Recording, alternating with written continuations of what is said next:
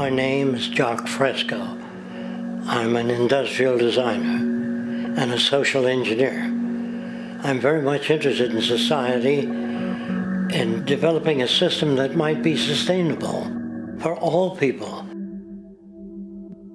First of all, the word corruption is a monetary invention. That aberrant behavior that's disruptive to the well-being of people, while you're dealing with human behavior. And human behavior appears to be environmentally determined, meaning if you were raised by the Seminole Indians as a baby, never saw anything else, you'd hold that value system. And this goes for nations, it goes for individuals, for families. They try to indoctrinate their children to their particular faith and their country and make them feel like they're part of that. And they build a society which they call established. They establish a workable point of view and tend to perpetuate that, whereas all societies are really emergent, not established.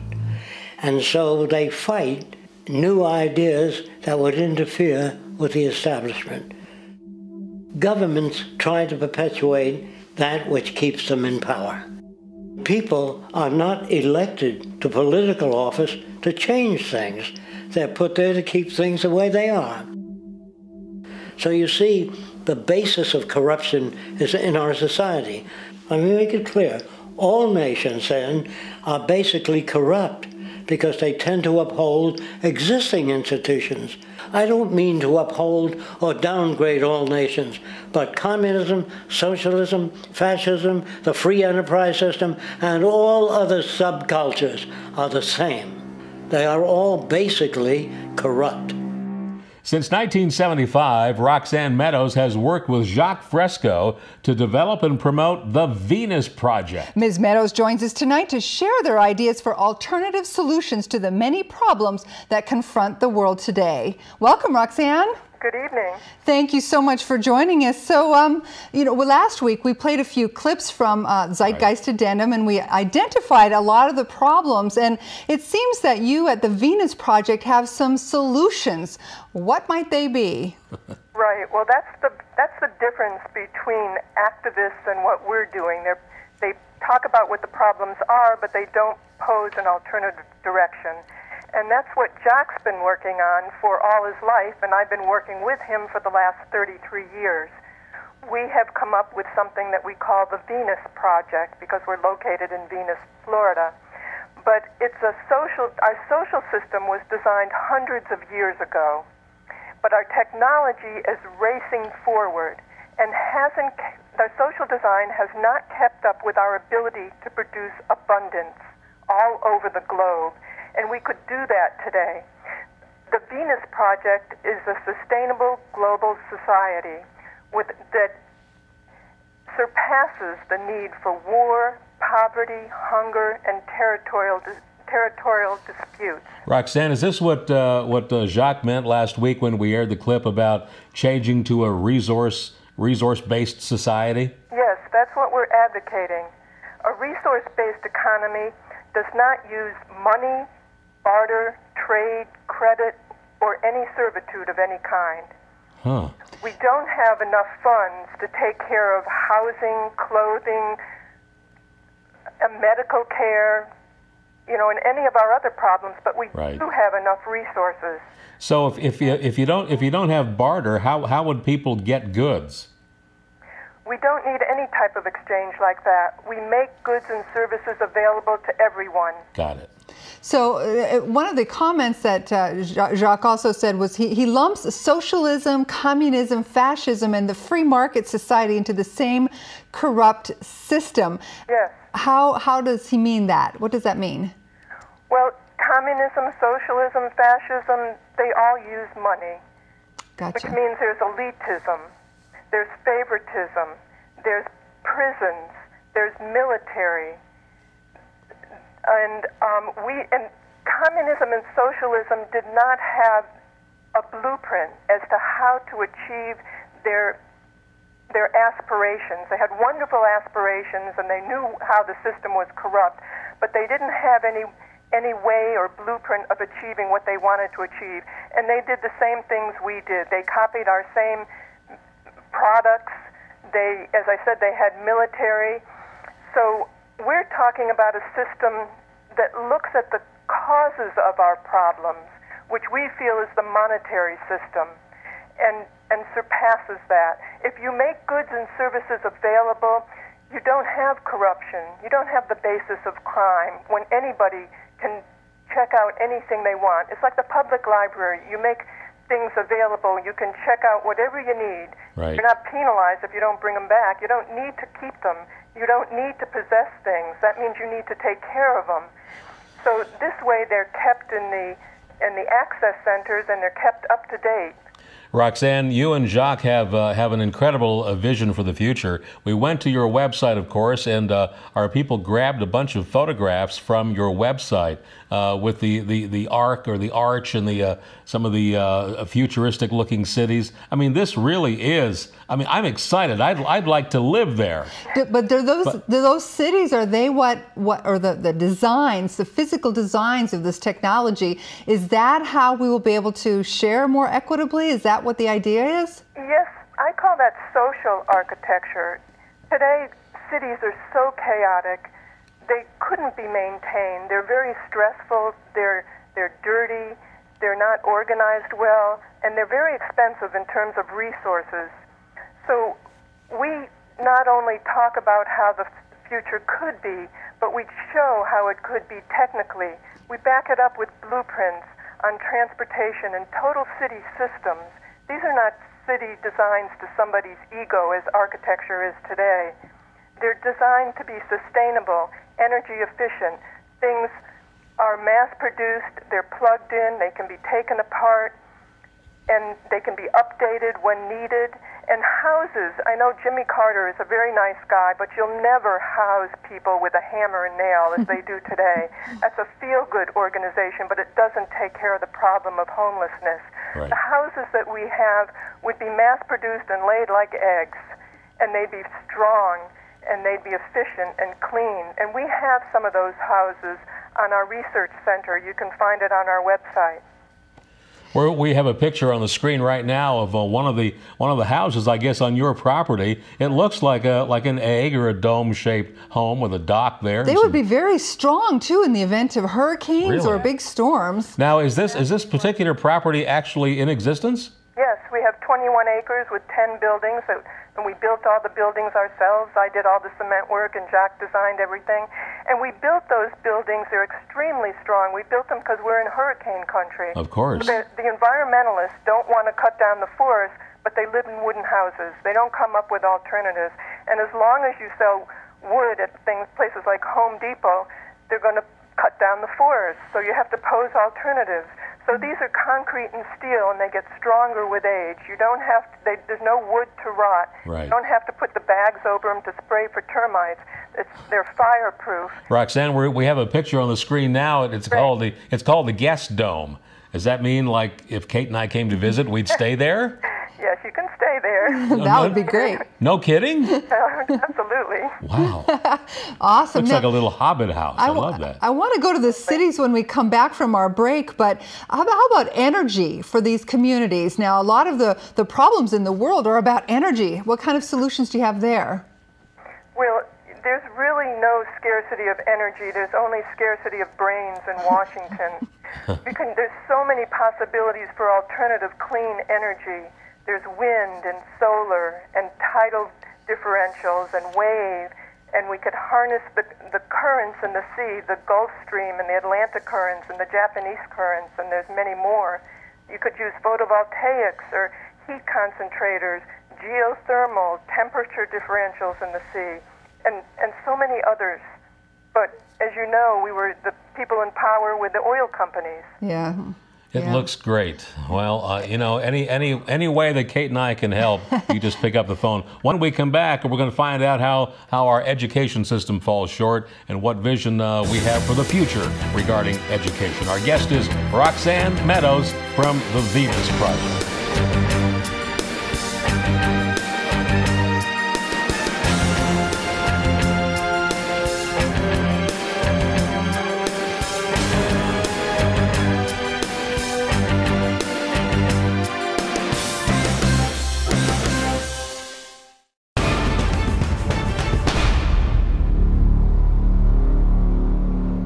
think most of the education that I've seen today is essentially producing a person for a job. It's very specialized. They're not generalists. People don't know a lot about a lot of different subjects.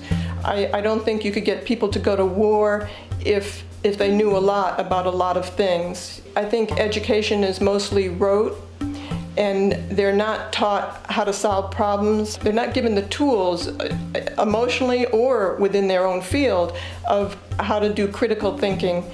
A resource-based economy, the education would be very different. Our society's major concern is mental development and to motivate each person to their highest potential. Because our philosophy is the smarter people are, the richer the world, because everybody becomes a contributor.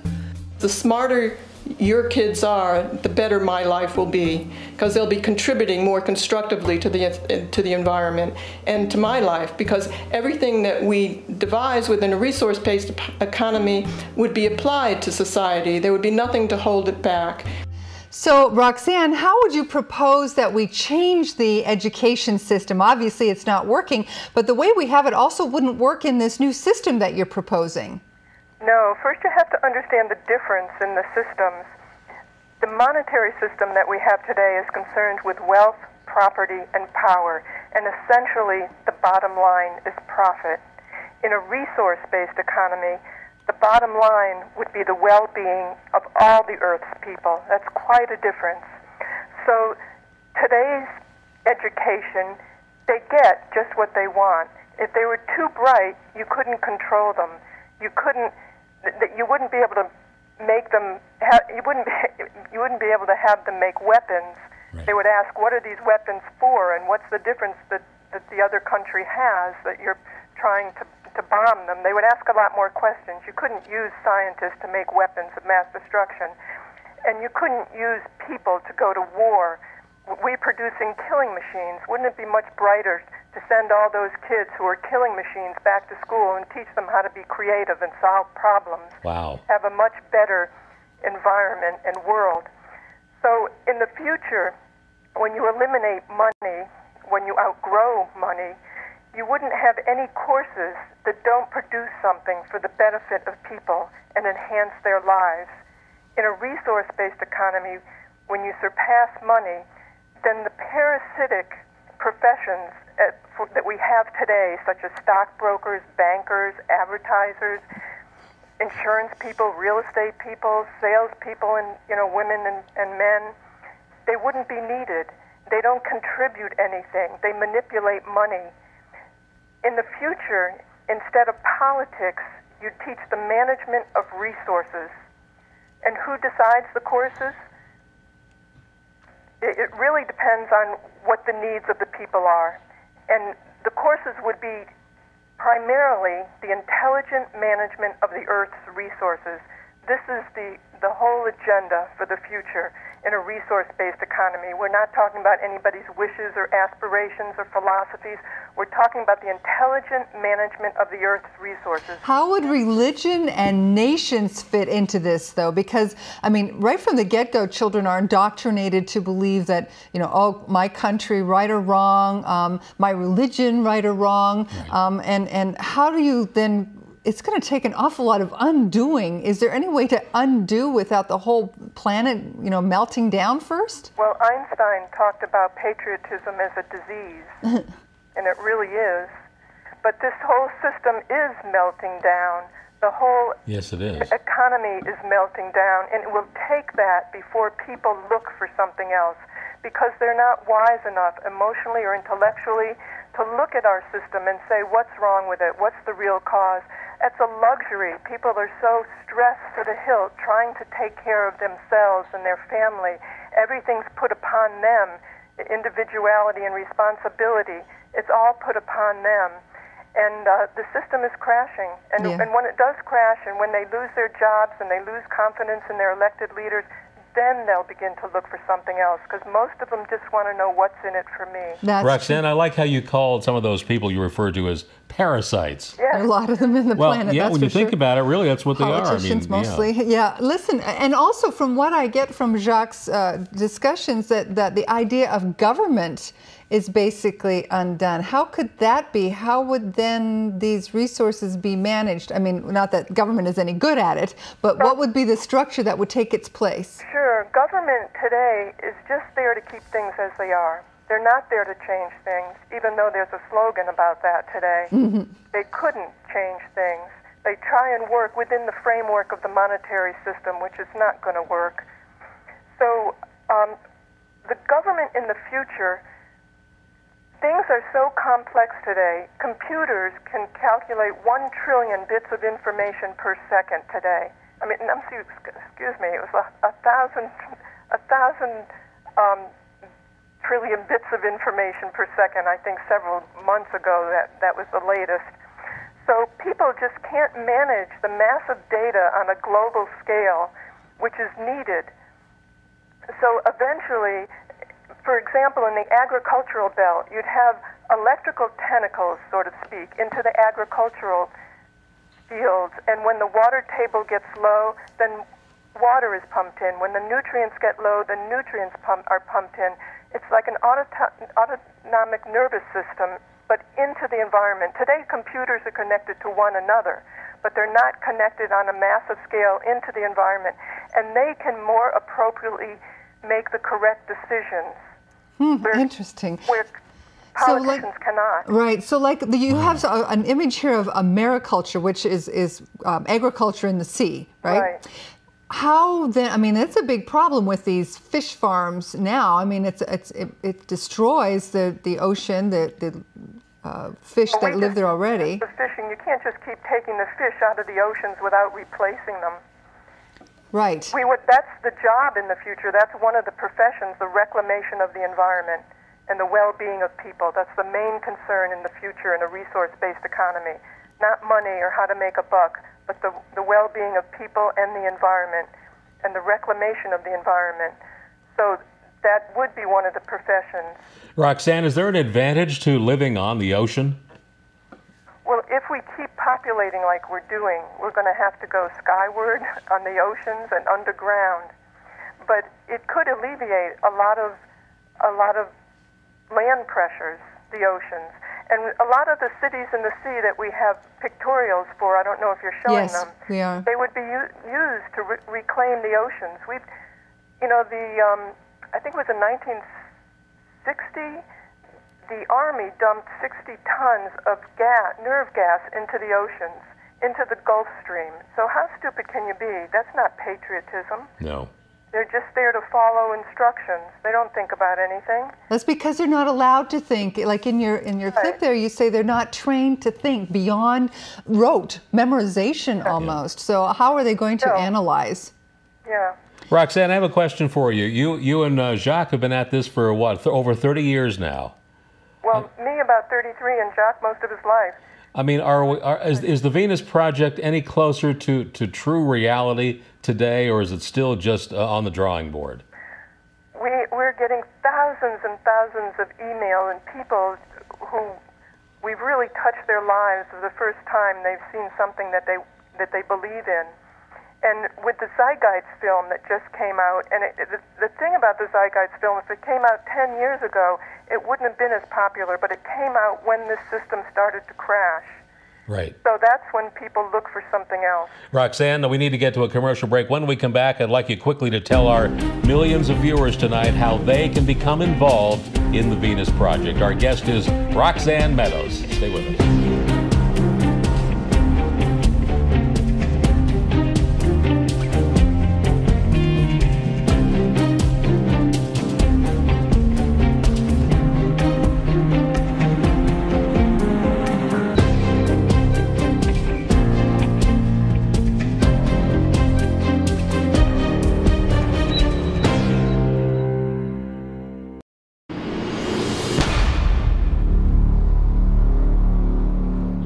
We're such an abominable, sick society that we won't make the history book. They just say that large nations took land from smaller nations, used force and violence. You'll get history talked about as corrupt behavior all the way along until the beginning of the civilized world. That's when all the nations work together.